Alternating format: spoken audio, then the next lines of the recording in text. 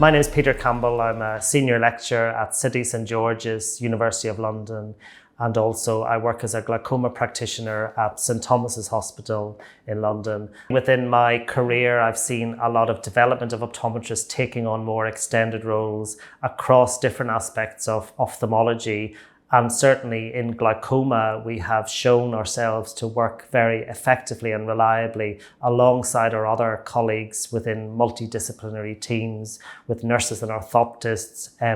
working with the ophthalmologist in diagnosing and managing people with glaucoma. For the overall detection of glaucoma and the management of glaucoma under the NICE guidance, as optometrists, I think we are best and very well placed to detect people who maybe aren't accessing healthcare in other aspects, and also pick up the condition at an earlier stage and start the recommended referral and treatment for those people appropriately. Optometrists themselves have long argued for an increase in their care and role within the provision of care for patients who might not be seen for many months within a hospital setting, thereby delaying any diagnosis and potential treatment that could reduce their risks of sight loss within their lifetime. So we have always advocated for more of an extended role, and certainly evidence has backed us up on that, and we are now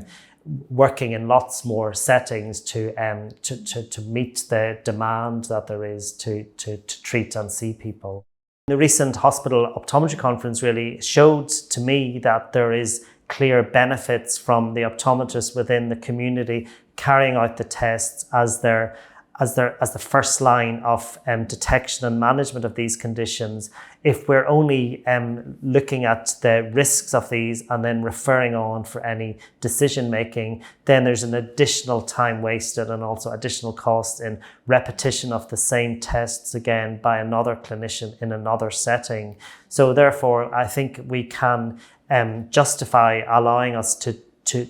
do the testing and have some of the decision making within the community setting, and thereby reducing the costs of second tests done, the transport and the delay, the unwarranted stress added to the patient's quality of life, and the potential for reducing the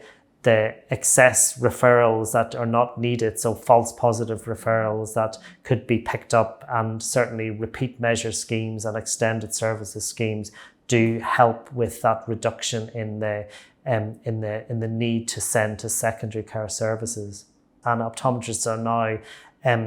increasing their skill base to take on these roles within community settings, as well as being involved in hospital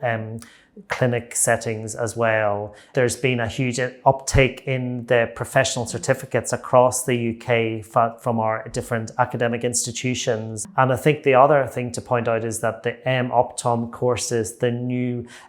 courses that we're now training our students through the first and second years of their courses, will also provide additional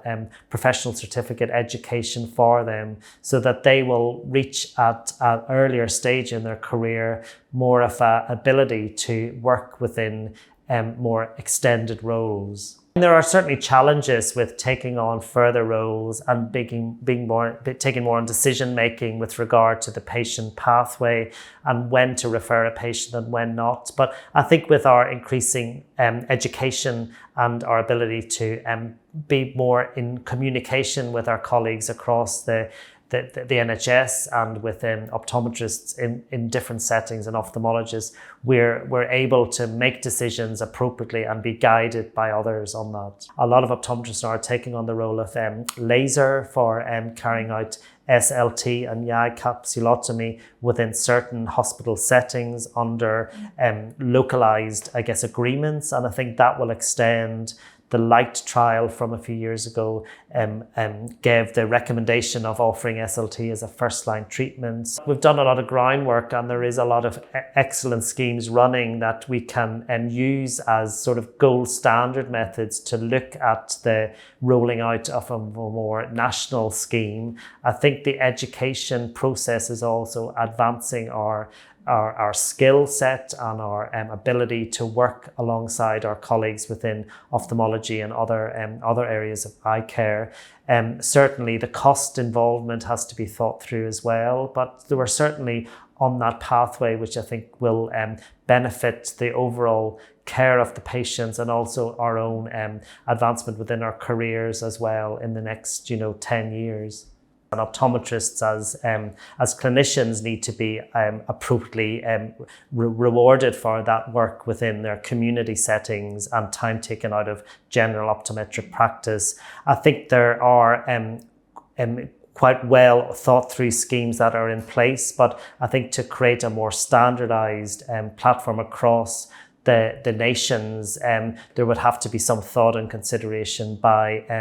the governing bodies and the integrated care boards as to how these aspects of eye care provision would be funded appropriately. From a patient perspective, I think the ability to be seen sooner, as I said, does allow then hopefully the reduction in risks of vision loss and thereby hopefully reducing any impact on the provision of eye care for those people who may hopefully not need as much involvement at a later stage if the condition had been left to progress. But I know a lot of the optometry practices are very keen, and a lot of the multiples involved are really at the front of this new push to allow us to take on these extended roles within a setting that is, I think, beneficial to patients as well as to the overall provision of services. There are sometimes a possible negative awareness that patients might not want to be seen within their community setting, and they might prefer to go to what they perceive as a specialist. But actually with the recent studies that have been done, and I know Paddy Gunn and Robert Harper's paper on that, show that the patients who have been seen within those community settings do see the benefits of that and are pleased to get that one-to-one care from seeing their practitioner or their optometrist within their local community setting. And obviously the ease of access for visually impaired people, the closeness of the practices to home settings does mean that there's less maybe transport costs and environmental costs, whereby traveling or bringing patients to maybe out of town general hospitals has an additional environmental sustainability cost. And in reality, having smaller journey visits to locally accessible potentially public transport funded places could be another aspect of the benefits of this.